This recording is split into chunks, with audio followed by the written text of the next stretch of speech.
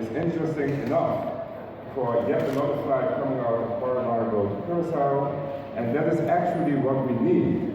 More air flight, more development, more activities so that Curacao can continuously grow, and we are very glad that we can welcome Fly Allways as being part of the family here in Curacao to develop the island, to develop our tourism, and to move forward and continue to grow. Especially Suriname, as there are many ties between the islands and Suriname.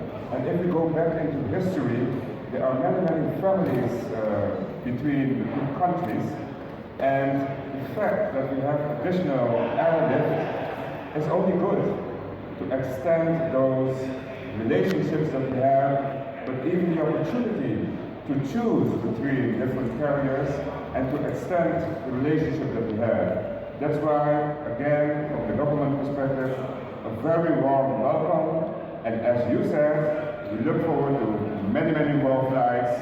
Fly always. Thank you very much.